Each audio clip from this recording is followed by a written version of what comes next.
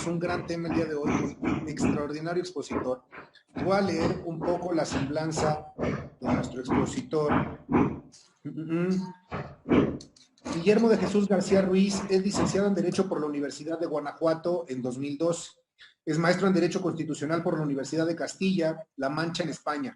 Maestro en Sistema Penal Acusatorio y Juicios Orales por el Instituto Nacional de Ciencias Penales de la Ciudad de México. Maestrando en Derecho Procesal Constitucional por la Universidad Panamericana de la Ciudad de México. Cuenta con 4 especialidades. Especialidad en Derecho Penal por la Escuela Libre de Derecho. Especialidad en Derechos Humanos por la Comisión Nacional de los Derechos Humanos y la Universidad de Castilla-La Mancha en España. Especialidad en Justicia Constitucional, Aplicación e Interpretación de la Constitución por la Universidad de Castilla-La Mancha en España. Especialidad en Justicia Constitucional, Interpretación y Tutela de los Derechos Humanos por la Universidad de Castilla en La Mancha, España. Ha estudiado 3 diplomados. Diplomado en Sistema Penal Acusatorio y Juicios Orales impartido por la Universidad de Guanajuato y el Poder Judicial del Estado de Guanajuato. Diplomado en Acceso a la Justicia en materia de Derechos Humanos por la Suprema Corte de Justicia de la Nación y diplomado en Juicio de Amparo por la Suprema Corte de Justicia de la Nación. Ha estudiado el Seminario Internacional de Filosofía del Derecho y Derecho Penal en la Universidad de León, en España. Cuenta con 3 certificaciones a nivel nacional e internacional, que son certificación en Sistema Penal Acusatorio por la Secretaría Técnica del Consejo de Coordinación para la Implementación del Sistema de Justicia Penal desde Secretaría de Gobernación. Certificación en Sistema Interamericano de los Derechos Humanos por la Comisión Interamericana de los Derechos Humanos en la ciudad de Washington. Y certificación en técnicas de interrogatorio y contrainterrogatorio por la Universidad Autónoma Latinoamericana de Colombia en la ciudad de Medellín. Dentro de su trayectoria laboral ha sido, uno, asesor en la implementación, denme un segundo porque creo que aquí hay unos micrófonos abiertos. Denme un segundo nada más.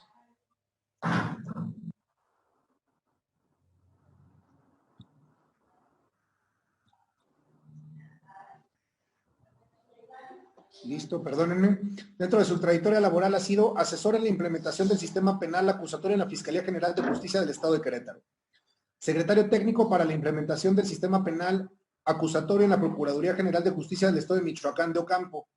Y actualmente se desempeña como abogado de la Fiscalía General de la República, litigando ante la Suprema Corte de Justicia de la Nación las materias de Derecho Constitucional, Derecho Penal y de Derechos Humanos. Bueno, como verán, no obstante su corta edad, la verdad, de nuestro expositor, tiene una gran experiencia en materia de derechos humanos, el sistema de justicia penal, y hoy nos va a platicar de un tema que para los litigantes, lo comentábamos en su momento, Sheila y con algunos otros compañeros también, cuando entramos, y es más, de hecho, por aquí tenemos también, ya había la maestra Ángela Frías, que nos platicó del control de la detención en sesiones previas.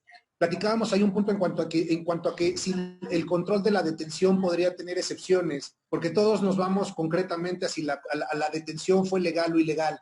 Entonces, hay varios supuestos que pudieran entrar aquí, que nos surgían dudas y que hoy el maestro Guillermo nos va a platicar, como por ejemplo si la detención en un orden de aprehensión tuviera que ser materia de control de legalidad o ese no tuviera que ser control de legalidad porque deriva de un acto aparentemente ilegal. Entonces, como esa, surgen muchísimas interrogantes que platicábamos y que hoy nuestro invitado nos va a desahogar, ¿no? Entre otras más seguramente.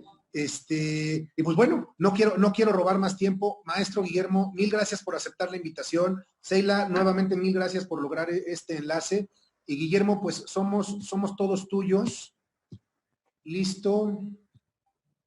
Listo. Listo. ¿Ya me escuchan bien?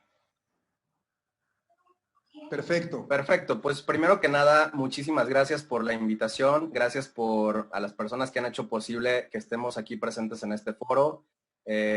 Personas que aprecio mucho y que me da mucho gusto estar aquí para poder compartir un tema muy importante, sobre todo porque soy un fiel convencido de que este sistema de justicia penal en nuestro país actual tiene que funcionar bien, depende de todos nosotros, depende de los operadores, pero depende también de nuestro compromiso en estarnos actualizando constantemente para poderlo echar a andar de la mejor manera posible. El día de hoy voy a platicar un tema muy importante con ustedes, exactamente ya daban un poco la introducción, y es acerca de las excepciones al control de la legalidad de la detención. Bueno, ¿a qué me refiero con esto? Voy a dar una pequeña introducción antes de hacer una pregunta central, que es la que vamos a tratar de resolver en esta charla. Y tenemos que entender primero que nada que en el sistema penal acusatorio en México, porque entiendo que también pudiera haber abogados de otras partes, nosotros tenemos en el procedimiento 3 etapas. La etapa de investigación como primera etapa, la etapa intermedia o de preparación a juicio oral y la etapa de juicio oral. En esta charla voy a hacer a un lado lo que es la etapa de juicio oral y la etapa intermedia para poder centrarme en algo muy importante que es la etapa de investigación y que es nuestro tema central. Esta etapa de investigación, que de acuerdo con el artículo 211 del Código Nacional, nos dice que corre desde la denuncia, querella o un requisito equivalente y hasta que se expide el plazo de cierre de investigación complementaria. Y en específico, que la etapa de investigación se divide en dos a su vez. La primera etapa de investigación inicial y la segunda, la etapa de investigación complementaria. La etapa de investigación inicial, que como ya dije, va desde la denuncia, querella o su requisito equivalente y culmina con la puesta a disposición del imputado ante el juez de control para que se le formule la imputación. Y la etapa de investigación complementaria, que va desde que precisamente se pone a disposición al imputado para que se le formule imputación ante el juez de control y culmina con este cierre de investigación complementaria. Entonces, pero para poder entender esta parte, es decir, para poder entender nuestro tema central, donde vamos a hablar en torno al control de la legalidad de la detención, ¿cómo puede llegar una persona a la audiencia inicial y ponderar si se le tiene que realizar un control de la legalidad de la detención o no? Y en todo caso, como dice el artículo 211 del Código Nacional, nos vamos a ir directamente a la formulación de imputación. Bueno, para empezar, ¿de qué forma podemos detener a una persona en nuestro país? La Corte, al resolver el amparo en revisión 703-2012, determinó que el derecho a la libertad personal es un derecho tutelado, tanto a nivel constitucional como a nivel internacional en los instrumentos internacionales de los que México es parte. Específicamente a nivel constitucional en el artículo primero, en el artículo 14 y en el artículo 16 constitucional los vamos a encontrar. Y a nivel internacional, vinculante directamente con nuestro país, en el artículo 9 del Pacto Internacional de Derechos Civiles y Políticos y en la Convención Americana sobre Derechos Humanos en su artículo 7. Bueno, en esta sentencia que acabo de mencionar, la Corte Mexicana estableció que solamente pueden limitarse el derecho a la libertad bajo las excepciones previstas en el sistema constitucional y en el sistema convencional. Es decir, no podemos limitar en México de otra forma el derecho a la libertad si no es bajo estos parámetros constitucionales y convencionales que existen en nuestro país. Pero aquí nos podemos preguntar, entonces, si yo tengo mi derecho humano a la libertad, imaginemos que está aquí, ¿puede ser restringido? ¿Puede ser restringido en algún momento parcialmente o puede ser restringido el derecho a la libertad totalmente? Bueno, pues la Corte al resolver, por ejemplo, la acción de inconstitucionalidad 10/2014 y su acumulada 11/2014, en el que resolvió diversas situaciones de impugnación de inconstitucionalidad sobre el Código Nacional de Procedimientos Penales, determinó algo muy importante. Cuando la Corte va resolviendo esta sentencia dice, bueno, hay que entender que los derechos humanos no son absolutos. Los derechos humanos son limitados, se pueden restringir y se pueden restringir, por ejemplo, parcialmente bajo controles preventivos provisionales y totalmente cuando se pueda dar la detención de una persona, por ejemplo, en el caso de flagrancia. Bueno, y estas restricciones a los derechos fundamentales en México, ¿dónde tienen que estar concebidas? Cuando la Corte resuelve asuntos como el amparo directo en revisión 502-2017, que versó sobre si la autoridad puede restringir el derecho a la privacidad de las personas en el acceso a la información bancaria, la Corte al resolver este tema que declara inconstitucional la norma secundaria, nos dice que la restricción al derecho fundamental no solamente tiene que estar en ley secundaria, sino que de hecho como primer premisa tiene que estar a nivel constitucional. Y luego, al resolver, por ejemplo, temas como la contradicción de tesis 551-2019, que la resolvió hace aproximadamente como un mes y medio, la Corte estableció que también no únicamente tiene que estar la restricción al derecho a nivel constitucional, en este caso concreto como era el 19 constitucional, sino que también si un transitorio determina que esa restricción tiene que estar en la ley secundaria, pues entonces debemos esperar a que las restricciones estén tanto a nivel constitucional como a nivel de la legislación secundaria. Entonces, entendiendo a nuestra Suprema Corte aquí, podemos concluir que ha dicho que los derechos fundamentales, en específico el derecho que estamos tocando en nuestro tema, que es el derecho a la libertad, sí puede ser restringido parcialmente y totalmente, no son absolutas. Y estas restricciones tienen que estar a nivel constitucional y tienen que estar también a nivel de la legislación secundaria. Entonces, regresando a nuestro tema, cuando la Corte resuelve la contradicción de tesis 312-2016, determinó que el artículo 16 constitucional establece un régimen general de libertades en favor de la persona. Entre ellas se encuentra la libertad personal, que es la que vamos a abordar en nuestro tema, y dice la Corte en esta sentencia que los supuestos de excepción al derecho a la libertad son limitativos, es decir, no pueden existir otros diferentes más que los que avala el artículo 16 constitucional, que son la detención en flagrancia, es decir, cuando detienes a una persona en el momento que la ves que está cometiendo un hecho delictivo o que está actualizando posiblemente un hecho delictivo, el caso urgente, que es cuando por la inminencia del asunto el Ministerio Público determina que se detenga a la persona para que posteriormente pueda verificar que cumplió con los requisitos del caso urgente el juez de control, y la tercera, que sería la orden de aprehensión, que derivado de una investigación previa que el Ministerio Público ya ha generado, pues se tienen los elementos suficientes para pedirle al juez que pueda aceptar o permitir esa restricción a la libertad por parte del imputado. Hasta aquí, entendiendo esta parte de nuestro contexto, surge la siguiente interrogante, que es lo que voy a tratar de resolver con esta exposición a lo largo de esta charla. El control de la legalidad de la detención previsto en el artículo 308 del Código Nacional de Procedimientos Penales para los casos de flagrancia o caso urgente únicamente, también se debe realizar en caso de detención derivada de una ejecución de la orden de aprehensión, o cuando se trata de una orden de aprehensión no se tiene oportunidad de generar el control de la legalidad de la detención. Bueno, para poder contestar esta pregunta, yo he tocado 4 puntos importantes, los cuales voy a explicar brevemente, y voy a empezar por el primero. Me parece que hay que definir la naturaleza jurídica de las figuras de flagrancia, de caso urgente y de la orden de aprehensión, como causas legales de restricción a la libertad. Debemos recordar, primero que nada, que nuestro artículo 16 constitucional establece la garantía de los derechos de libertad y de seguridad personal. Esta prerrogativa constitucional guarda relación con el contenido en la Convención Americana de Derechos sobre Derechos Humanos en el artículo 7.2, que prohíbe a los estados afectar el derecho a la libertad personal, salvo únicamente bajo las condiciones y causas fijadas en las propias constituciones de los estados, en este caso en nuestra propia constitución. De esta manera podríamos entender que la regla general es que toda persona goza de esa libertad personal y de tránsito, mientras que su restricción debe estar delimitada únicamente a los casos específicos que marca la propia Constitución.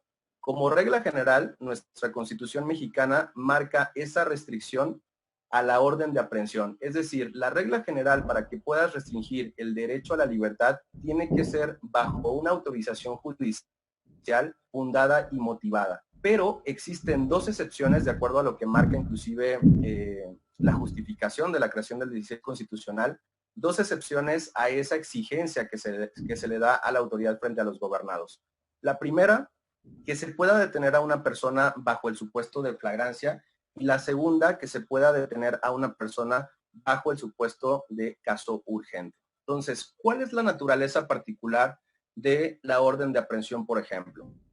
Cuando la Suprema Corte de Justicia de la Nación resuelve el amparo en revisión 1090/2017, determinó que la orden de aprehensión es una de las formas de conducción del imputado al proceso cuando el Ministerio Público advierte la necesidad de cautela, cuando la persona resiste o evada la orden de comparecencia judicial y cuando el delito que se le impute merezca una pena privativa de la libertad y cuando se incumpla con una medida cautelar por parte del imputado. Hasta aquí, en este tenor, considera la Corte entonces que la orden de aprehensión deriva de una investigación previa por parte del Ministerio Público y para que pueda librarse debe de cumplirse con ciertos requisitos. ¿Cuáles podrían ser estos requisitos que se requieren para poder actualizar esa figura o entender la naturaleza de la orden de aprehensión? En primer lugar, que sean emitidos por el juez de control a solicitud del Ministerio Público. En segundo lugar, deben preceder de una denuncia, de una querella o un hecho que la ley sancione como delito.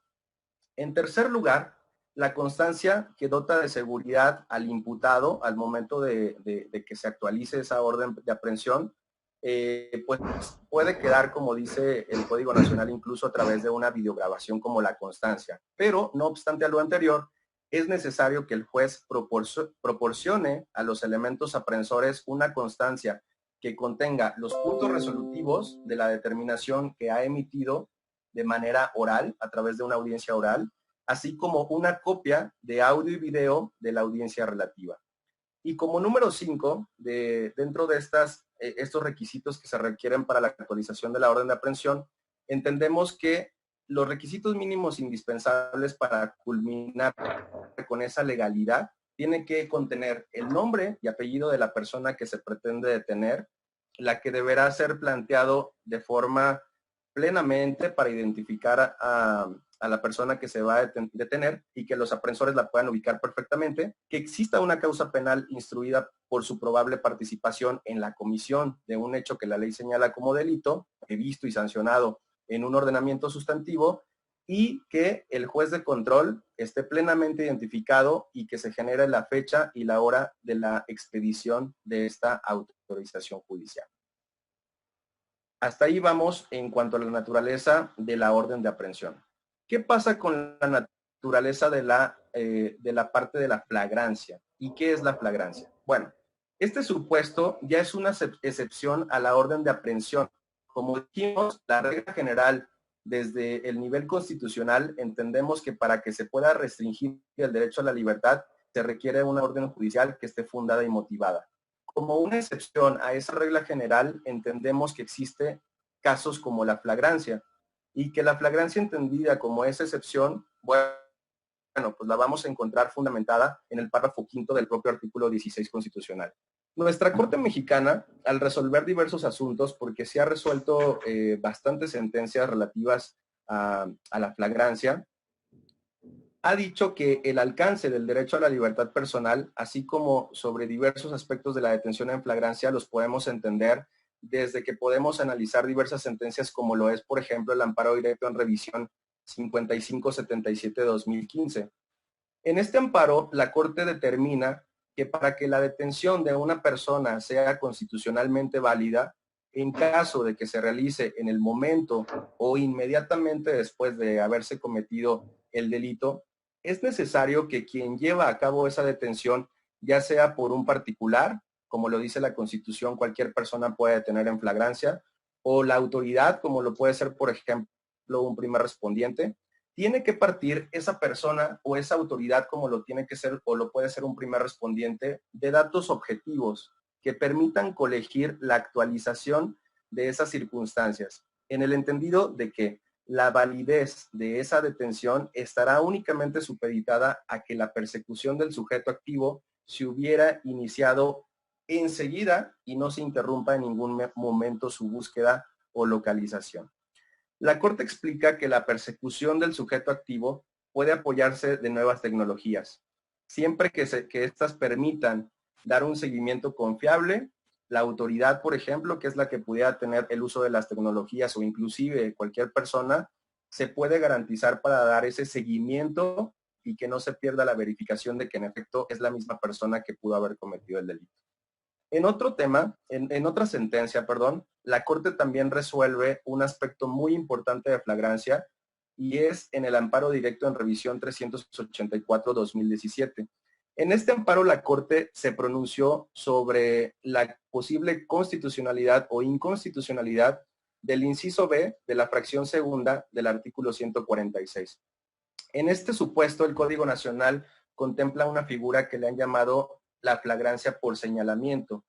Esta constituye una hipótesis en la cual es posible detener a una persona inmediatamente después de que ha cometido un delito siempre y cuando no se haya interrumpido esa búsqueda y localización. Bueno, la Corte, al resolver esta contradicción de tesis, ha dicho que el precepto es totalmente constitucional, que está dentro de lo que establece el artículo 16 constitucional, e incluso pues vienen varios asuntos en camino, varios asuntos ahí radicados en la Corte que me imagino que tendrán la misma suerte de la declaración de constitucionalidad de este precepto en particular. Entonces, en cuanto a la flagrancia, en cuanto a estos precedentes, podemos advertir que la detención en flagrancia es aquella que puede realizar la autoridad o cualquier persona quien debe acreditar ante el Ministerio Público y posteriormente el Ministerio Público ante la autoridad judicial que la comisión del delito en el momento de la detención es ostensible y no meramente sospechosa. Es decir, hay elementos suficientes para que se haya actualizado esa detención y no solamente bajo una simple sospecha. Y que existe un vínculo causal de carácter inmediato, así como la necesidad de practicar la detención y que esta misma sea bajo ciertos supuestos, ¿no? ¿Cuáles son esos supuestos entonces que podemos concluir que la Corte establece para que se pueda dar una detención en flagrancia? Bueno, pues el primero, cuando el probable responsable es sorprendido en el momento de estar cometiendo un delito. El segundo, cuando es capturado inmediatamente después de haberlo cometido. El tercero, cuando la persecución del sujeto activo puede apoyarse a través de las nuevas tecnologías o de tecnologías en general. Y cuando la flagrancia por señalamiento, que constituye una hipótesis en la cual es posible detener a una persona inmediatamente después de que cometió el delito, siempre y cuando no se haya interrumpido esa búsqueda y localización. Y finalmente, por agregar un elemento muy importante, la Corte también ha dicho que la flagrancia equiparada, ese supuesto de flagrancia equiparada sí es inconstitucional, toda vez que no es parte de lo que contempla el artículo 16 constitucional.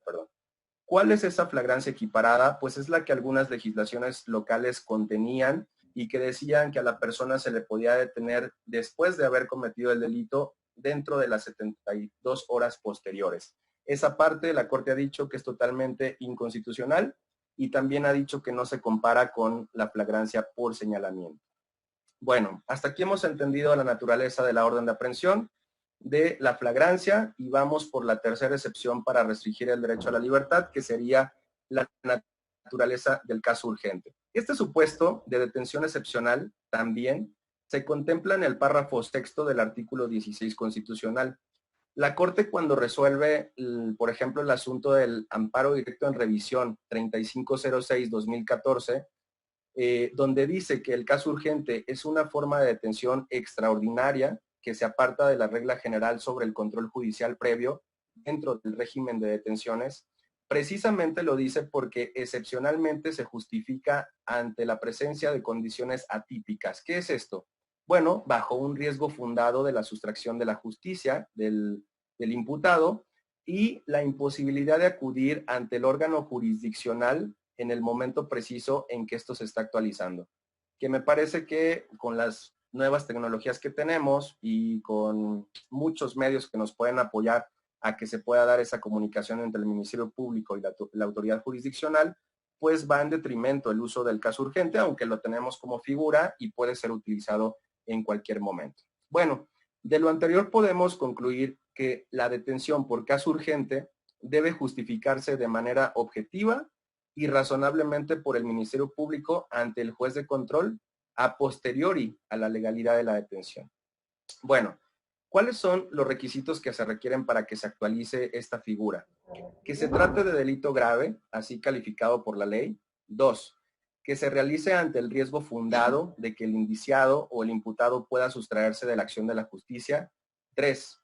Siempre y cuando no se pueda acudir ante la autoridad judicial por razón de hora, de lugar o de cualquier otra circunstancia, y que también se analice si al momento de ordenar la detención el Ministerio Público efectivamente tenía evidencia para justificar que se estaba actualizando todos los supuestos que marca la norma sobre el caso urgente. Hasta aquí hemos tocado la naturaleza de la flagrancia, de la orden de aprehensión y de el caso urgente. El siguiente punto, el punto número 2 para poder dar respuesta a nuestra pregunta central, lo toqué o lo verso sobre las medidas restrictivas de la libertad en el parámetro internacional. Hay que recordar que la obligación de interpretar las limitaciones al derecho a la libertad personal en un sentido estricto opera respecto de cualquier tipo de detención. Eso es importante recordarlo. Para que sea válida, debe estar motivada por una ponderación sobre los bienes jurídicos que se encuentran en juego. ¿A qué me refiero con esto?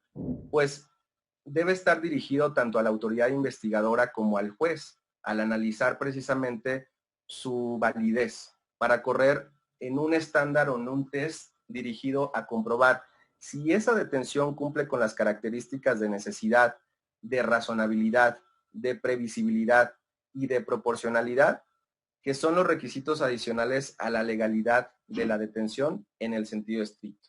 ¿Qué dice la jurisprudencia de la Corte Interamericana ante esto? Bueno, la Corte Interamericana ha señalado en su jurisprudencia que estos requisitos justamente implican que las medidas de libertad sean necesarias, es decir, que sean absolutamente indispensables para conseguir el fin deseado, que no exista una medida menos gravosa respecto del derecho intervenido y por esta razón la Corte Interamericana ha señalado que todas las limitaciones al derecho a la libertad deben ser de forma excepcional.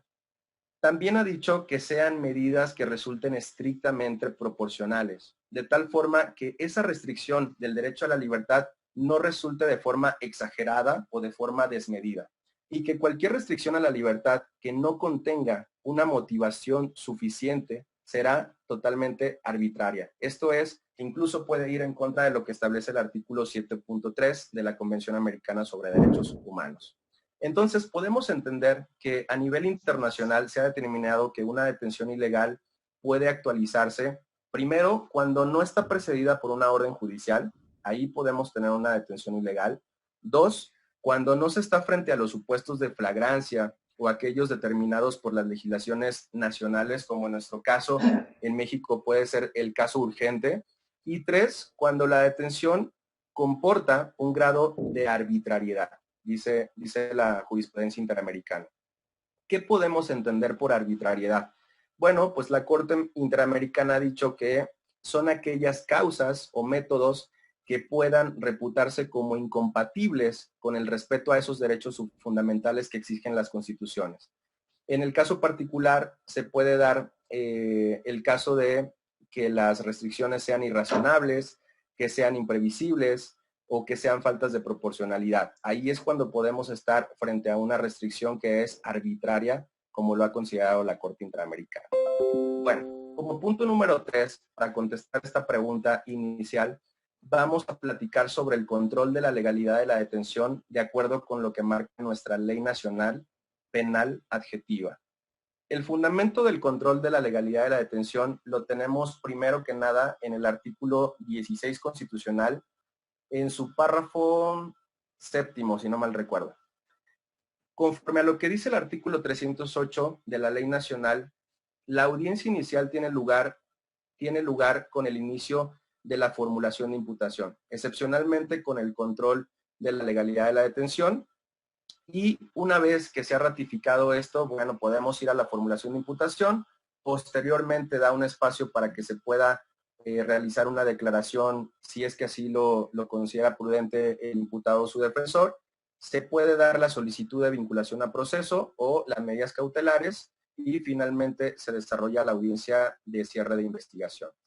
Cuando la Corte resuelve la contradicción de tesis 203-2017, determina que el control de la detención,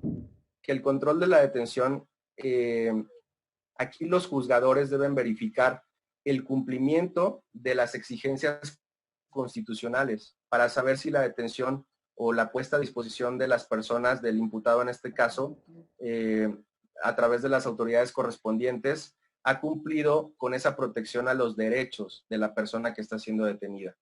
Y sobre todo, verificar que no haya sido objeto, por ejemplo, de actos como la incomunicación, como tortura, como actos crueles, inhumanos o degradantes, como lo dice la propia Constitución. La Corte ha señalado que se ha establecido como una regla la invalidez de todos aquellos elementos de prueba que tengamos con actuaciones ilícitas a través de las autoridades competentes. Entonces, aquí el juez de control en la audiencia de control, de acuerdo a lo que establece la ley nacional, tiene que verificar que se hayan cumplido con los parámetros constitucionales y que se hayan cumplido en todo caso con los parámetros convencionales, y hasta ahí nos determina la legislación. La Corte explica que la labor del juez entonces en este control de la legalidad de la detención frente a un imputado es verificar que esta y otros actos inminentes relacionados con la propia detención hayan sido realizados conforme a las exigencias previstas en nuestra propia Constitución. Pues de lo contrario, dependiendo del grado que haya acontecido la violación al derecho fundamental, se determina por parte del juez la exclusión de esos elementos probatorios, ¿no? O se calificará en todo caso la ilegalidad de esta detención. Bueno, como cuarto punto para contestar nuestra pregunta central, vamos a tocar la impugnación de las violaciones cometidas en el procedimiento penal acusatorio. Cuando la Corte resuelve el amparo directo en revisión 669-2015, explicó que en esta etapa de investigación el juez de control adquiere atribuciones de garantía y resguardo de los derechos fundamentales, particularmente aquellos ligados directamente con el debido proceso y, por supuesto, en este momento con la libertad personal de los imputados. La Corte ha señalado que este juez de control, al conocer de la investigación, debe verificar que el indiciado haya sido detenido conforme a las exigencias constitucionales. ¿Cuáles son entonces estas exigencias constitucionales? Bueno, primero tenemos que no hubiera existido una dilación justificada entre su detención y la puesta a disposición ante la autoridad correspondiente.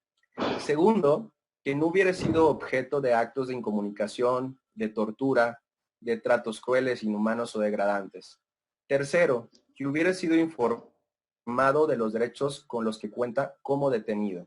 En esta esencia, la Corte ha indicado que una de las principales responsabilidades del juez de control es asegurarse de que durante la investigación no se hubieran cometido transgresiones a derechos fundamentales. En su caso, por ejemplo, las consecuencias de estas transgresiones a derechos fundamentales, pues se tiene que evitar que lleguen incluso a las siguientes etapas, incluso que no lleguen hasta la etapa de juicio oral, porque pudiera generar un mayor perjuicio para el procedimiento. La Corte advierte que el procedimiento penal acusatorio y oral se encuentra dividido en una serie de momentos o etapas, que cada una de las cuales tienen una función específica y va sucediendo esas etapas en el tiempo irreversiblemente. ¿Qué significa esto? Bueno, que solamente cuando se supera esta etapa se puede comenzar la siguiente, pero que no existe la posibilidad de renovarlas otra vez o de reabrirlas conforme al principio de continuidad previsto en la propia Constitución en el artículo 20. Y ante esto incluso la primera sala resolvió un asunto que no recuerdo bien cuál es el asunto, pero recuerdo que hay una tesis al respecto donde dice que las violaciones a derechos fundamentales cometidas en un procedimiento penal acusatorio no son susceptibles de analizarse en el amparo directo cuando ocurre en etapas previas al juicio oral. Entonces, aquí en esta sentencia, en este engrose, la Corte explica un poco más de cuál es la finalidad de preservar ese principio de continuidad, por qué se tiene que agotar una etapa para seguir a la otra y por qué no podíamos regresar a las etapas anteriores como renovando el procedimiento. Bueno, pues con estos 4 puntos que he tocado hasta este momento, vamos a contestar esa pregunta que habíamos hecho al inicio.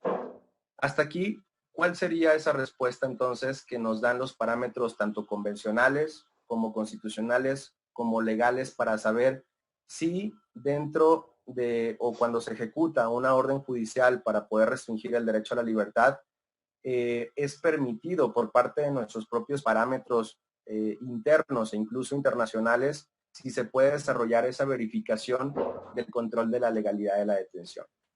Bueno, en primer lugar, considero yo que la interpretación del artículo 308 del Código Nacional de Procedimientos Penales, que habla sobre el control de la detención, cuenta con dos fases específicas. La primera fase implica el análisis que tiene que hacer el juez de control de los requisitos legales y constitucionales mínimos de los supuestos legales para que se actualice esa restricción a la libertad. En la segunda fase, que comprende el estudio de aquellas circunstancias que pudieran contextualizarse como una violación a derechos humanos, actos acontecidos en la propia ejecución material de esa detención, como lo puede ser, por ejemplo, la dilación en las puestas a disposición, como lo puede ser un uso excesivo de la fuerza pública, como lo puede ser tortura, como lo puede ser vejaciones. Esto llevaría a considerar que la detención fue arbitraria, por supuesto, bajo estos parámetros internacionales de los que ya hemos platicado y, por supuesto, bajo la propia doctrina jurisprudencial de nuestra Corte. En la primera fase, el Ministerio Público debe acreditar ante el juez que se surten los aspectos de legalidad contenidos para actualizar la flagrancia o el caso urgente. Eso nos exige tanto la Constitución como el Código Nacional. Mientras que en la segunda fase, atendiendo a que la privación de esta libertad es ordenada por el Ministerio Público en el caso urgente o ejecutada por cualquier autoridad o cualquier persona en el caso de flagrancia, bueno, pues se puede colegir válidamente que son susceptibles de que su ejecución se cometan, que en su ejecución se cometan arbitrariedades. Por este motivo, pues se tiene que dar control de la legalidad de la detención. Hasta aquí en este tenor, me resulta claro que el control de la legalidad de la detención en su primera fase no aplica para las detenciones derivadas en una orden de aprehensión. No lo contempla así la legislación, no lo contempla así la Constitución, no aplica para las detenciones derivadas de una orden de aprehensión. Porque esta orden ya cuenta con esos requisitos de legalidad al haber sido emitida inclusive por un juez de control. De otra forma, podríamos caer en el absurdo de identificar que la propia autoridad jurisdiccional, el propio juez de control, tiene que revisar sus actos, es decir, tiene que revisar la propia permisión que ya hizo sobre esa orden para restringir la libertad. Lo anterior bajo las máximas de que las detenciones legítimas son ordenadas por la autoridad judicial siempre que hay una norma que lo funde y motive, respetando siempre en todo momento, por supuesto, con esta fundamentación y motivación, el propio principio de legalidad. Las detenciones sin orden judicial solamente pueden ser legitimadas cuando se cubren los requisitos constitucionales que la autorizan. La flagrancia o el caso urgente. De otro modo, la privación de la libertad tendría que ser considerada totalmente ilegal. Bueno, en cuanto a la segunda fase que he comentado, para determinar la comisión de arbitrariedades por parte de las autoridades captoras, como puede ser la Policía de Investigación, si conlleva una violación a los derechos humanos del detenido, no aplica el control de la detención para el caso de ejecución de órdenes de aprehensión, porque este tiene que llevar otro cauce de acuerdo a los parámetros que ha manifestado la propia Corte Mexicana. Esta determinación tiene sustento si se toma en cuenta las consecuencias que la propia Constitución dispone en el caso de que existan violaciones a los derechos humanos en los tres supuestos, tanto en flagrancia, en caso urgente o en orden de aprehensión. Bueno, así, para los casos de urgencia o flagrancia conforme al párrafo séptimo de la propia Constitución, si el juez no ratifica la detención por considerar que la misma es ilegal por no cumplir con los requisitos legales de esta primera fase de la que he hablado, la consecuencia será decretar la libertad del detenido bajo las reservas de ley. Mientras que, por supuesto, para el caso de órdenes de aprehensión, cuando no se respeten los derechos constitucionales del imputado, conforme al párrafo cuarto del mismo artículo 16, el objeto será que se sancione a la autoridad ejecutora en términos de la ley penal. Entonces, en caso de flagrancia y en caso de caso urgente, podemos tener esa verificación del juez de control. Pero en caso de una orden de aprehensión y que se advierta que ha habido situaciones que puedan poner en peligro la vida o la integridad de esa persona, No precisamente por eso, ha dicho la Corte en sus precedentes y podemos interpretar de nuestras propias normas, no por eso tenemos que llevar a cabo el control de la legalidad de la detención, sino que simplemente tendría el juez de control la obligación de iniciar esa investigación, incluso de oficio, para poder verificar si realmente hubo transgresiones a los derechos fundamentales de esta persona detenida. Bueno, de lo anterior, llego a las siguientes conclusiones. En primer lugar, considero que la Constitución mexicana establece que la regla general para restringir el derecho a la libertad es una orden judicial, como lo dijimos desde el inicio de esta charla, ¿no? Y los casos de excepción serían la flagrancia y el caso urgente. En la orden judicial debemos entender que ya hubo un control previo por parte de la autoridad jurisdiccional, cosa que no sucede con la flagrancia y el caso urgente, donde sí requiere por ley nacional, por constitución y por instrumentos internacionales verificar que esa detención no haya violentado derechos fundamentales. Conclusión número 2. Esta diferencia que hay entre caso urgente, entre flagrancia y entre orden de aprehensión, atiende precisamente a la finalidad primordial que conlleva el control de la detención previsto en la ley nacional, que es únicamente proteger el derecho a la libertad personal del imputado. En los supuestos excepcionales, vamos a tener entonces la orden judicial. Número 3 de la conclusión. En las órdenes justificadas en el propio mandamiento judicial y en el caso de que la ejecución se cause, en la ejecución se causen situaciones como violaciones a los derechos del imputado, como pueden ser derechos humanos, la consecuencia sería únicamente una sanción para la autoridad captora en términos de lo que establece la propia ley. Atendiendo lo anterior a que el bien jurídico protegido en este supuesto sería la vida, la integridad física y la integridad psicológica de la persona que está siendo detenida. Número 4 de la conclusión.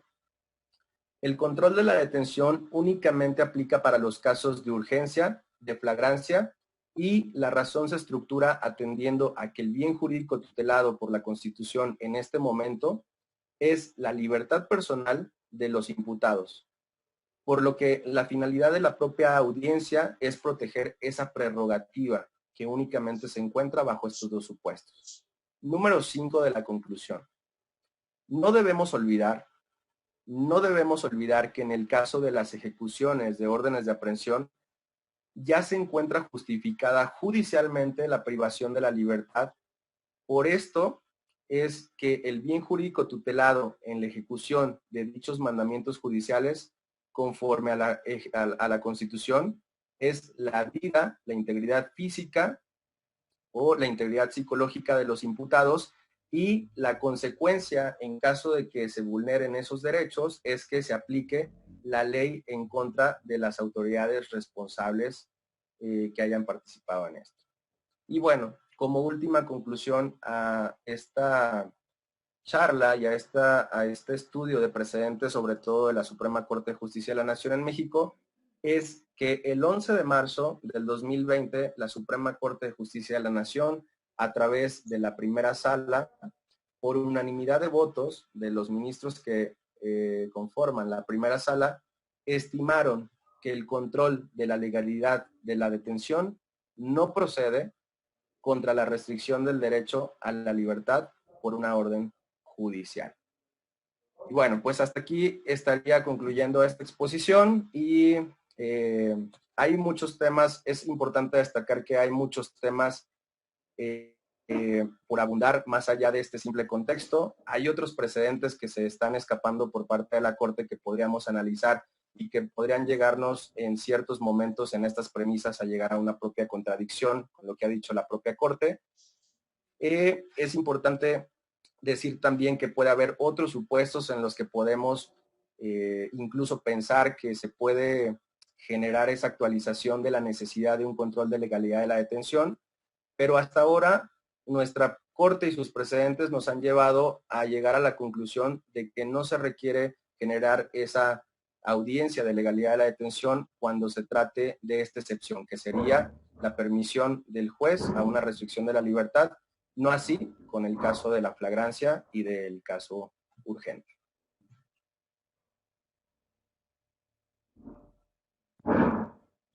Muchísimas gracias, maestro Guillermo. De verdad, una cátedra que te aventaste en corto tiempo. Nos platicaste muchísimo de varias figuras, de varios momentos de la figura de la detención. Las conclusiones que nos dijiste me quedan clarísimas en cuanto a las razones de si se puede o no se puede llevar a control de legalidad los tres supuestos, ¿no? Flagrancia, caso urgente y todo, y la misma orden de aprehensión.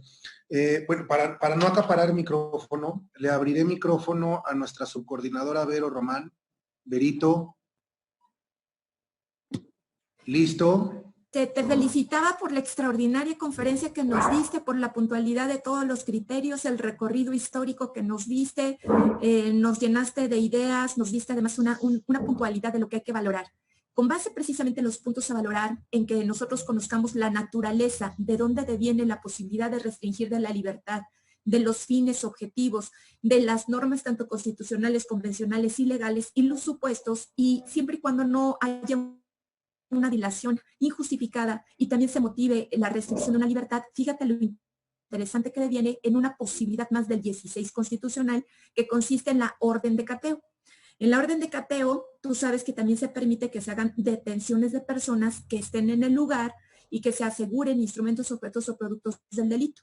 Pero mi pregunta va encaminada a cómo armonizar y tu opinión relacionada con cómo determinar que esos instrumentos, objetos o productos sí sean del delito, pero que además haya una preexistencia del dolo o una existencia del dolo respecto de esos en relación a las personas que estén allí cuando tú en tu orden de cateo, tanto el Ministerio Público solicitante como el juzgador en la técnica de investigación autorizante, no se hayan pronunciado sobre la lista de personas, sino solamente algunas que pudieran tener relación con la carpeta originaria, pero que llegado el momento estén allí y cómo poder hacer este enlace si es que finalmente las personas que están autorizadas como servidores públicos al ingreso solamente pueden percibir de manera así parcial o de manera por encima que no existe en realidad una comisión del hecho delictuoso y entonces te metas con problemas de sirvieron para encubrir ocultamientos, mezclas, o que en realidad lo hayan sabido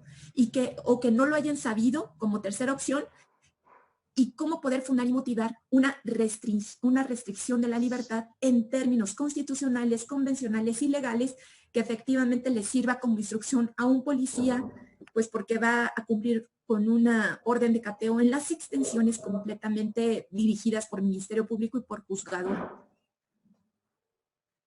Sí, doctora, pues muchísimas gracias por sus consideraciones siempre. Sabe que le quiero, le aprecio y le admiro.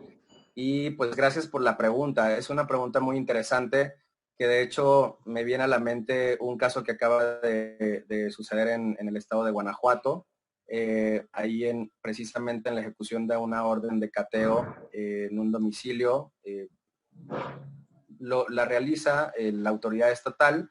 Sin embargo, me parece que ahí también tenía mucha relación la federación por el tipo de personas y del lugar al que se estaba pretendiendo acercar.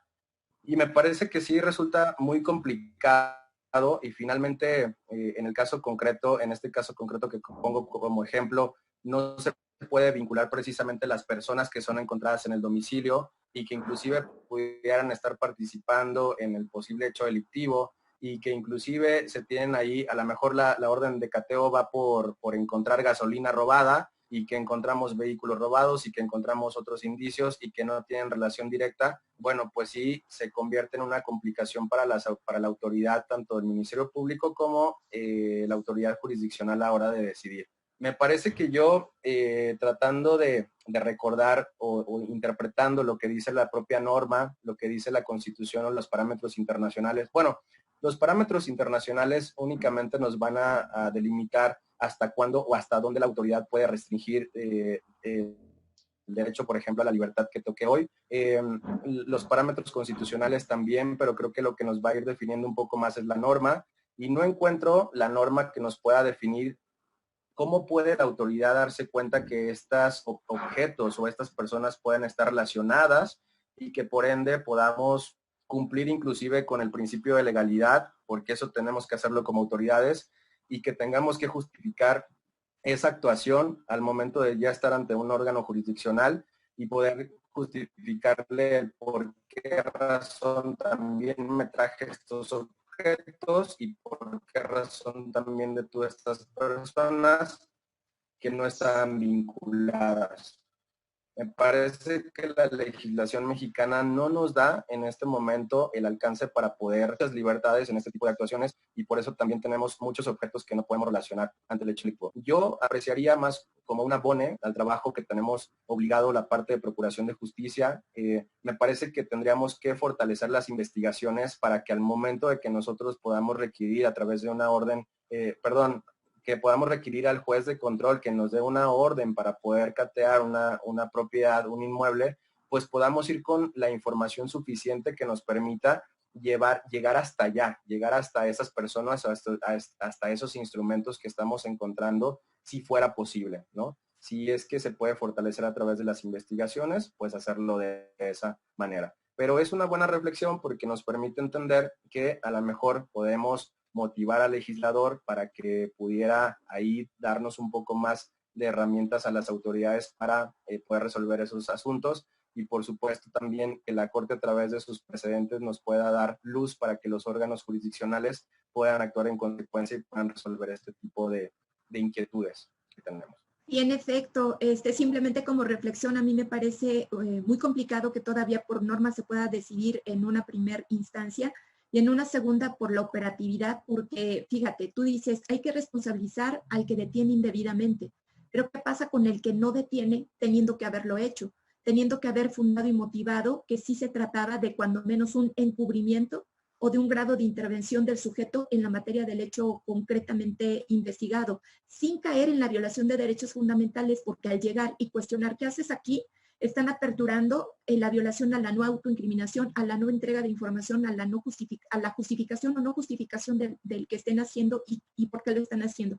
Me parece muy bonita tu respuesta. Muchísimas gracias, Guillermo, por venir con nosotros. Las puertas de esta Comisión de Derecho Penal en la Barra Mexicana de Abogados están abiertas para jóvenes talentos que como tú hoy vienen y con esa forma tan bonita y tan metodológica nos exponen. Te agradezco infinitamente. Gracias, mi coordinador. Gracias, doctora. Muchas gracias. Al contrario, gracias, doctora. Nada más abriremos dos micrófonos, nada más a nuestro subcoordinador y a nuestra encargada, a nuestra coordinadora de este evento, y después daremos lectura a varias preguntas que ya se están dando en el chat. Bueno, antes de las preguntas hay infinidad de felicitaciones, te felicitan de otros países además, tenemos aquí al doctor Fernando Trivín de Colombia y por ahí un par de Perú, entonces eres internacional, mi estimado Guillermo. Le abro el micrófono a nuestro subcoordinador, Ilan Katz. Ilan, ¿listo? Hola, ¿qué tal? Maestro Guillermo, muchas felicidades por una magnífica exposición. Se ve que el tema lo maneja perfectamente bien y fue muy fluida y lo felicito. Tengo una duda un poco más política que jurídica, pero creo que a la postre de la propuesta del gobernador Murat y de los comentarios de los últimos días, sí es importante preguntar la resistencia que tenemos por parte de la Fiscalía para las resoluciones absolviendo por violaciones del debido proceso. Creo que tienen una tendencia, si bien entiendo la frustración de la Fiscalía, tiene una tendencia de atropellar principios ya muy rebasados en materia de derechos humanos y de debido proceso. ¿De qué forma se puede sensibilizar al Ejecutivo y a la Fiscalía para que entiendan que el debido proceso es fundamental en cualquier Estado democrático de derecho? Ok, muchas gracias por la consideración y por la pregunta. Una pregunta interesante. Espero no comprometerme con las respuestas que dé aquí, pero bueno, me viene a la mente, por ejemplo, la resolución que dio el Tribunal Colegiado de Tamaulipas sobre el caso de los 43 desaparecidos, en los que se advierten diferentes violaciones a derechos fundamentales y que por supuesto incluso pues ordena al tribunal reponer el procedimiento y que fue un trabajo en conjunto, o bueno, por lo menos así lo determinó el tribunal colegiado, en las violaciones a derechos humanos, tanto de elementos de gobierno como es la Marina, como lo es, no me acuerdo si el Ejército Mexicano también participa, pero participan personal de la Procuraduría General de la República de aquel entonces, y otras autoridades, y finalmente actualizan violaciones a derechos fundamentales. Entonces, sí hay casos muy relevantes, muy importantes para nuestro país, donde la autoridad, y en específico me parece que la Autoridad de Procuración de Justicia sigue generando diversos asuntos, violaciones a derechos fundamentales, y que es importante, pues me parece que ahí no incluso opera el desconocimiento de la norma, no opera el desconocimiento de que estamos haciendo afectaciones de derechos fundamentales, sino que por querer, incluso a veces considero resolver los asuntos de mejor manera, pues se cae en el abuso de actuaciones ilegales, ilícitas, donde comprometen las propias investigaciones, y me parece que la autoridad se está dando cuenta que finalmente este es el resultado que se tiene, ¿no? El que se caigan las investigaciones, el que se caigan investigaciones muy importantes. Entonces, y en otros casos que me parece que en la historia de las procuraciones, de las instituciones de procuración de justicia, pues sí ha sido un poquito más una cuestión política, donde me parece que no se hacen las mejores actuaciones con el objetivo de que en algún momento pues se pueda tener una consecuencia a favor de los intereses del propio Estado. Entonces, yo podría abonar desde la academia y desde el punto de vista que me gusta ser muy, no sé, apoyar mucho esta parte de que las instituciones tienen que estar preparadas, que tienen que estar en constante capacitación. Yo apoyaría también la parte de que no debemos de dejar de fortalecer a nuestros operadores jurídicos, porque también debo de aceptar que muchas de las deficiencias que se tiene en este sentido y que son malas intenciones es por el exceso de confianza que tienen los operadores jurídicos o el desconocimiento que muchas veces tienen los operadores jurídicos, ¿no?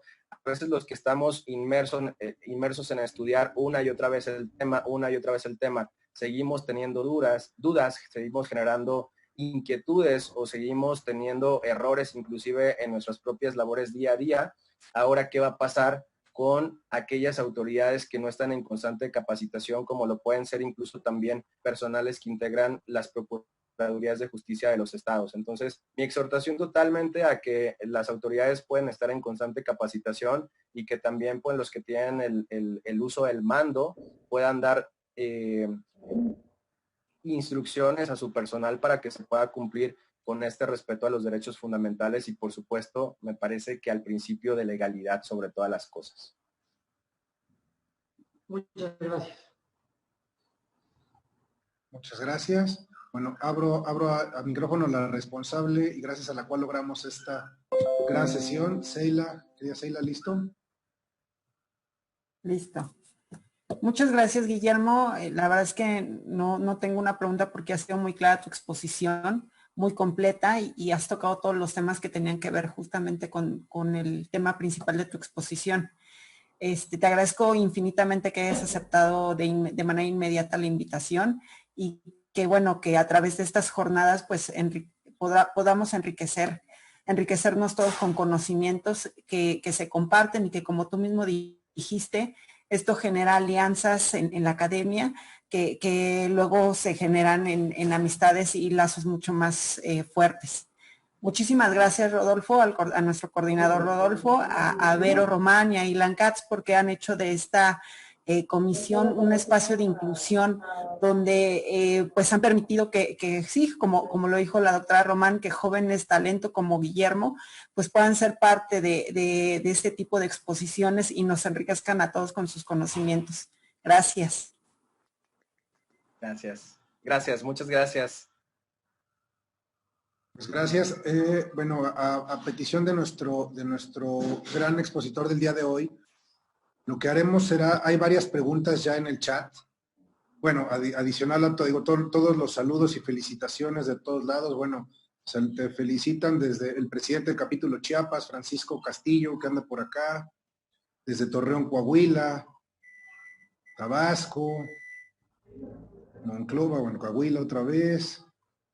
Baja California, bueno, hay infinidad de saludos y de Ecuador, vi por ahí también de Ecuador que también te estaban saludando. Voy a leer algunas preguntas que vienen por acá. Por ejemplo, de Roberto. Más que preguntas, entiendo que son comentarios, pero a ver qué opinión te merecen estos comentarios. Nada más dice Roberto, no sé cuál, no sé si será Roberto Hernández o alguno de los Robertos que hable por acá. Dice, me parece que hay muchas detenciones que salen de las detenciones, muchas detenciones que tienen efectos en el sistema procesal penal sin ser flagrancia, urgente y orden de aprehensión. ¿Cómo verías eso? Son comentarios. Bueno, pues sí, cae un poquito un poquito en lo que estaba comentando, de que a veces las instituciones de justicia por querer resolver temas importantes, a lo mejor importantes para cada estado o un tema importante para la federación, realiza actuaciones que están fuera del marco de la ley y que finalmente se atienden a las consecuencias que se generan después. A lo mejor de inmediato podemos tener resultados buenos, el hecho de hacer diligencias que puedan acercarnos a información necesaria para la investigación, ese tipo de retenciones ilegales, ilícitas, y que finalmente puedan abonar en un principio a la investigación, al caso en concreto. Pero posteriormente me parece que en cualquier momento, con asuntos que han llegado a la Suprema Corte de Justicia de la Nación, en algún momento se puede dar la consecuencia de que esas investigaciones se caigan y creo que finalmente pues las víctimas son las perjudicadas de primera mano, pero sobre todo pues me parece que toda la sociedad. Entonces las instituciones deberían de estar conscientes de esto y de exhortar a su personal a que trabaje apegado a la legalidad y al respeto de los derechos fundamentales. Ok, gracias. Por acá, Hugo Briceño, Huguito, dice, ¿qué opina de las inspecciones policiales personales, vehiculares o colectivas que permiten a los policías detener a una persona, que claramente se salen de las órdenes de aprehensión, flagrancia y caso urgente? Claro, es una muy buena pregunta. Aquí es importante, no quise entrar a ese tema por no excederme en el tiempo, sobre todo de la ponencia, pero es una pregunta muy interesante que la Suprema Corte de Justicia de la Nación resuelve en la acción de inconstitucionalidad 10/2014 y su acumulada 11/2014, que incluso yo les recomiendo que si tienen oportunidad allí a los abogados, a los alumnos, a quien nos esté escuchando, al foro en general, de poder leerla, es una acción muy interesante, una sentencia de la Corte muy interesante. En esta controles provisionales preventivos y nos explica precisamente que los derechos humanos, como es el derecho a la libertad, se pueden restringir parcialmente a través de estos controles. Es decir, por poner un ejemplo, cuando un policía está viendo a dos personas que están a 20 metros de él en una plaza pública y que aparentemente están ahí intercambiando objetos que pudieran estar relacionados con un hecho delictivo, el policía se tiene que preguntar si tiene la capacidad o la facultad para acercarse a resolver, hacer una inspección sobre la persona o sobre de las dos personas. En ese momento, la Corte al explicar esta sentencia nos dice, bueno, si bien es cierto el 16 constitucional habla sobre las restricciones al derecho a la libertad total, como es la orden de aprehensión, la flagrancia y el caso urgente, el 21 constitucional es la justificación que se le da a esa autoridad, a ese primer respondiente, para poder hacer restricciones parciales sobre el derecho a la libertad. Entonces, cuando el policía se acerca a las personas y entonces les pregunta cómo se llaman, sus generales, cómo se llaman, de dónde vienen, a dónde van, qué están haciendo aquí, permítame su mochila para realizar una inspección. Esta permisión, dice la Corte a través de esa sentencia, tiene la posibilidad del policía de restringir parcialmente ese derecho a la libertad a través de esos controles provisionales preventivos. Posteriormente, si entonces el policía encontrara un indicio relacionado con un hecho delictivo, entonces sí se puede actualizar el artículo 16 constitucional en la posibilidad de detener a la persona, en este caso, en flagrancia. Entonces, entiendo esa pregunta muy importante. No es parte de las actuaciones que da el 16 constitucional a la autoridad la posibilidad de restricción de derechos fundamentales como es la libertad, pero sí es parte de las actuaciones de investigación, dice la Corte, que están permitidas desde el 21 constitucional. Entonces hay que entender que son cosas totalmente diferentes, estas restricciones totales al derecho a la libertad y las restricciones parciales que ha determinado nuestra propia Corte de Justicia. Y entonces esto operaría incluso similar a lo que son las inspecciones a los vehículos en los retenes. Ojo, hay que tener en cuenta que algunos retenes no son constitucionales, derivado del caso en concreto y derivado de las permisiones que tuviera que justificar precisamente la autoridad, motivar y fundar previo a hacer ese tipo de inspecciones, pero en general la Corte habla de este supuesto de entender cuáles son las restricciones parciales y cuáles son las restricciones totales al derecho a la libertad. Les dejo ese comentario en esa sentencia por si tienen la oportunidad de verificarlo, pueden encontrar un poco más de esta respuesta. Ok, muchas gracias. Bueno, pues siguen muchísimos comentarios. Sobre todo, voy a tratar de condensar los muchos comentarios que hay. Muchas gracias por la brillante exposición y sobre todo por tu preocupación para mejorar y para aportar algo al sistema de justicia penal. Entonces, por ahí van muchísimos. Déjame ver porque vienen hasta el final, a ver si hay alguna nueva. Bueno, ya no hay por acá. Sin embargo, si me autorizas, maestro, hay una pregunta. Bueno, hay alguien a quien le quiero abrir el micrófono, nada más. A ver, en un segundo, Amador. Amador ya me lo robaron. Amador Alonso. Listo, Amador. Ya, listo. Listo. Gracias, estimado coordinador. Maestro Guillermo, muchas gracias por la exposición, una gran exposición. Únicamente seré muy breve, es una duda que ha surgido incluso en la práctica y que llama mucho mi atención, ya que hay muchos criterios por parte de los juzgadores que todavía creo que ahí no hay o no se han puesto de acuerdo o no hay un argumento como tal claro en ese aspecto.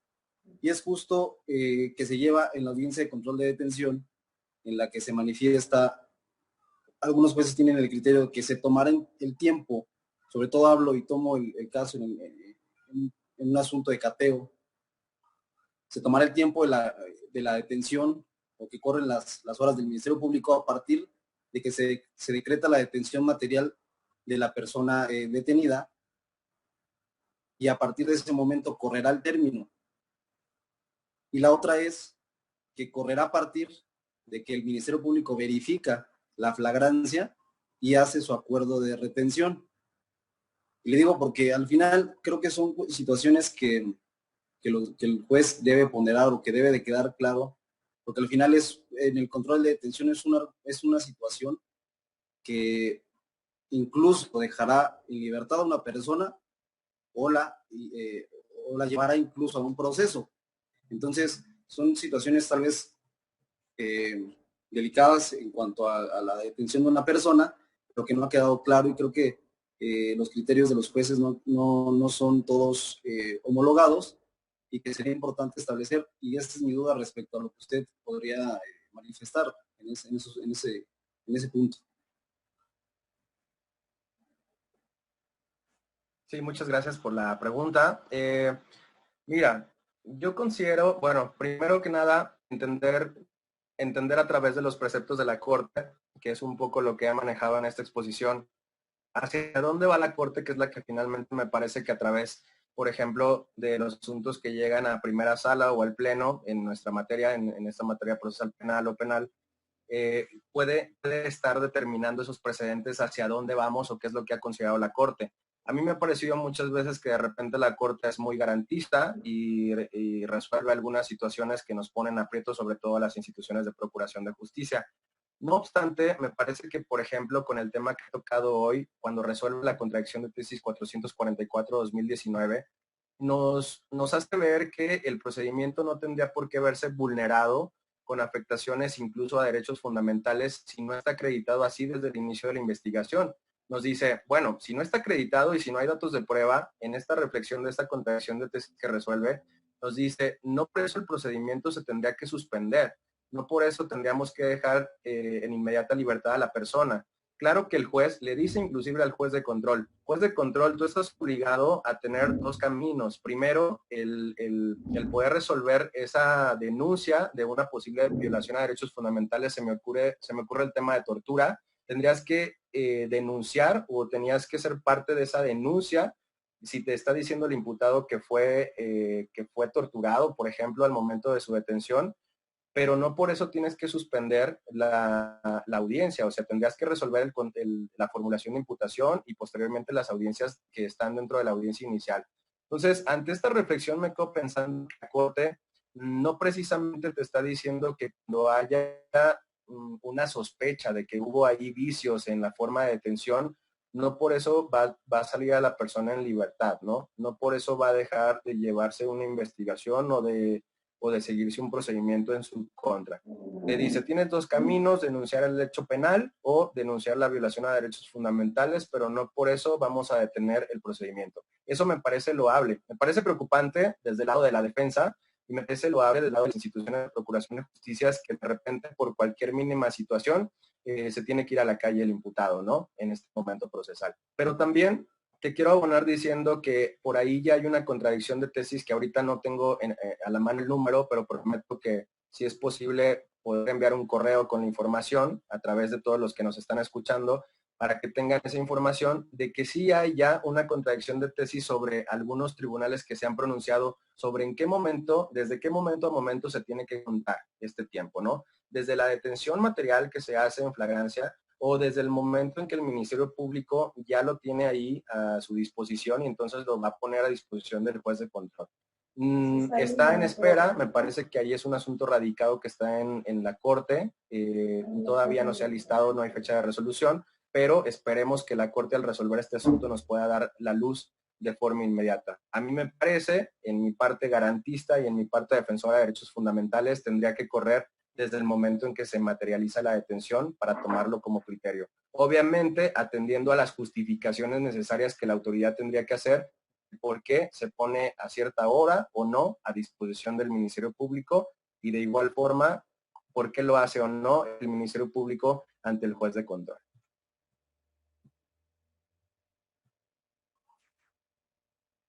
Muchas gracias, Guillermo. Por acá hay una pregunta, Maribel.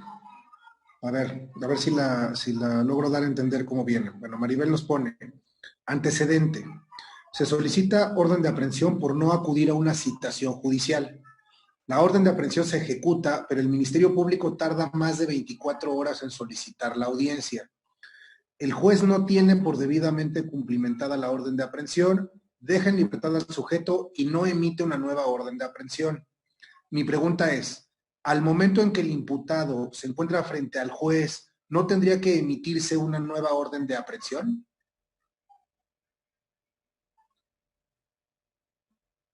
Al momento de que el imputado pues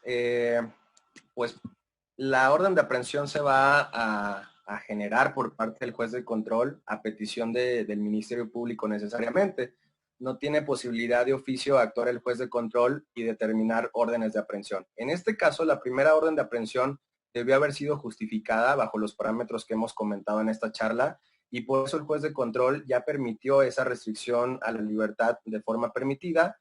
El Ministerio Público ya es encargado de ejecutar esa detención de la persona. Aquí entiendo que se sale de las horas permitidas y que se pone a disposición muy tarde de la autoridad jurisdiccional. Bueno, pues aquí sí es un error más bien del Ministerio Público en la forma en que presentó al detenido ante el juez de control. Ahí está la falla, ¿no? A mí me parece ahí por el hecho que comentan, ahí está ubicada la falla.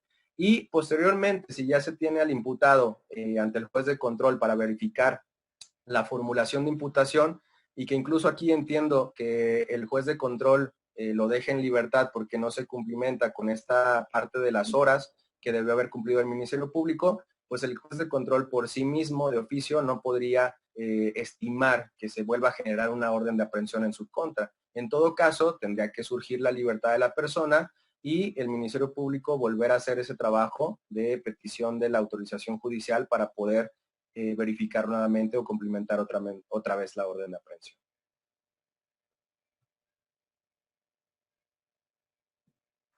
Ok, pues muchísimas gracias.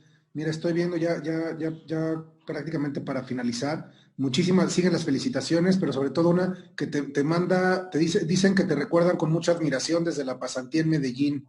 Dice Gigi BJ González, o sea que bien traes andas internacional. Entonces, sí, muchísimas gracias. Pues yo creo que con ello culminaríamos con una extraordinaria ponencia, extraordinaria sesión. Muy clara, de verdad, Guillermo, felicidades por la claridad con la que nos platicaste, una exposición dinámica, muy fluida y como dije, pues muy didáctica. Ya si tienes oportunidad de ver el chat para que veas todas las felicitaciones que tienes por ahí. Esta es tu casa, como te lo mencionamos, como te lo mencionaron. Ojalá que esta no sea la primera y última, que sea la primera de muchas sesiones. Aquí le daremos lata a Seila para que a su vez te dé lata, ¿no? Y que nos des la oportunidad de escucharte cuando se eligió este tema. Recuerdo muy bien que traías otros 8 o 9 temas más igual de interesantes. Entonces, me encantaría, bueno, creo que nos encantaría que esos 8 o 9 temas que tenías por ahí, que fueran también materia de 8 o 9 exposiciones, si tus tiempos te dan, pues que nos dieras oportunidad de escucharte con otros temas tan interesantes como este y con la fluidez con la que lo hiciste. Pues no habiendo más, salvo que tú tuvieras algún comentario final, mi estimado Guillermo. Sí, no, bueno, primero que nada, complementando esta exposición, que espero que sí haya sido muy clara y haya sido en servicio de los abogados litigantes, de los operadores jurídicos, que sobre todo los quiero exhortar a que estemos actualizados, no solamente estudiando mucho, sino también viendo los criterios que saca nuestra corte, porque son finalmente los que son vinculantes directamente para los casos concretos, y que de repente salen criterios, cada semana va transformándose ahí los criterios, y que de repente hay un criterio nuevo del Código Nacional. Yo me he topado con operadores jurídicos que tiene 2 años la sentencia que salió y todavía no sabe que esa norma es inconstitucional. Entonces, exhortarlos a que estemos actualizados en ese sentido y que, pues, ojalá que esta charla les haya podido abonar un poco, y también tener en cuenta que me parece que aquí no queda este tema, no es el final de este tema, me parece que ahí va a haber, va a tener que abonar un poco más la Corte Mexicana en definir qué pasa con las órdenes de aprehensión donde se dan los casos de tortura, por ejemplo, si realmente va a dejar al arbitrio del órgano jurisdiccional el que no se verifique ese control de la legalidad de la detención. Pero bueno, en algún momento la Corte me parece que tendrá que resolvernos ese tipo de inquietudes importantes y trascendentes, y sobre todo que pasan a diario en nuestro país, ¿no? No podemos tampoco irnos al extremo. Me parece que el proceso penal tiene que ser un proceso equilibrado. Tenemos que siempre verificar los derechos del imputado, sin olvidar los derechos, por supuesto, de las víctimas. Entonces, muy agradecido por esta invitación. Seila, muchísimas gracias por la oportunidad, por ese acercamiento, por permitirme estar en este foro tan importante, y por confiar, ¿no?, en que esto pudiera ser un buen foro para charlar de un tema importante. Doctora Verónica, sabe que la quiero mucho, que la admiro mucho, y me ha dado mucho gusto estar en este espacio compartido con usted, y espero participar con usted en otros proyectos muy pronto y verla muy pronto, que me hará mucho gusto. Y por supuesto, maestro Rodolfo Islas, pues muchísimas gracias por el espacio, por la oportunidad y por esta invitación que me hace desde ahora de participar en otros foros con esos temas tan importantes y sobre todo que son de actualidad de nuestro país. Estoy con mucho gusto, encantado de poder. Bueno, pues muchísimas gracias por este espacio. Vamos a presentar el día de hoy a nuestros Muchísimas gracias, Guillermo. Te mandamos un fuerte abrazo y un aplauso. Voy a aprovechar a ver si lo logro. Para que logremos un aplauso que se escuche fuerte, voy a quitar el sonido de todos. Nada más, porfa, aguas, porque luego se escuchan con esta dinámica en virtual, pues podemos escuchar a los perros o a los niños o a todo lo que sucede en la parte de atrás. Pero sí me gustaría que le diéramos un fuerte aplauso a nuestro expositor. Ahí están listos todos. Muchísimas gracias, Guillermo, de verdad. Un agasajo escucharte. como lo dijimos, esta es tu casa y desde luego que te estaremos dando una